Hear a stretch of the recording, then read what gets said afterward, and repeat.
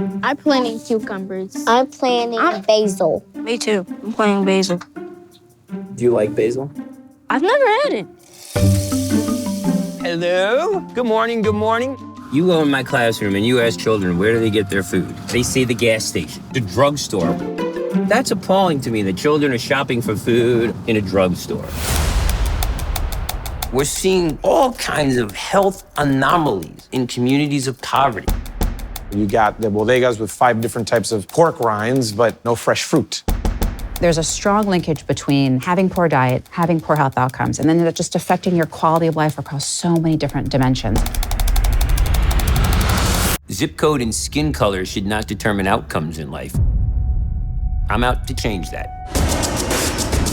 Hello, Toledo! How many of you would be excited about having a tower garden in your school? I had this vision. I could teach children if I put this magical garden in the middle of a classroom and built school around it. Stephen Ritz and his Green Bronx Machine are opening young minds to science, nutrition, and wellness. When you cultivate a palate, you are changing the trajectory of those children's lives and taste buds forever. You like the lettuce? Yeah, I like the lettuce. For me, the greatest resource in the world is the untapped potential in communities like mine.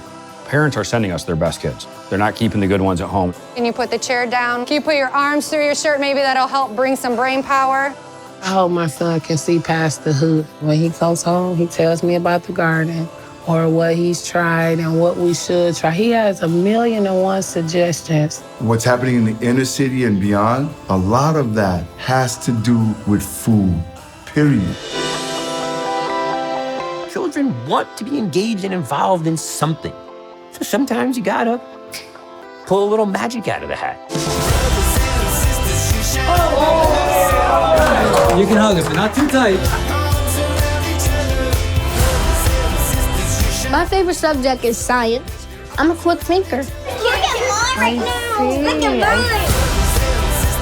How did you do today? Good. All right, Lord. I'm exhausted. I'm emotionally depleted. But my heart is full.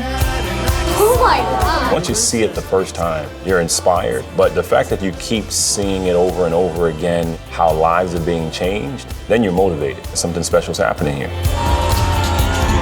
This is how change happens. Access to healthy food, one person, one community at a time. You can't rush growth. You can't go from seed to harvest without care and cultivation in the middle.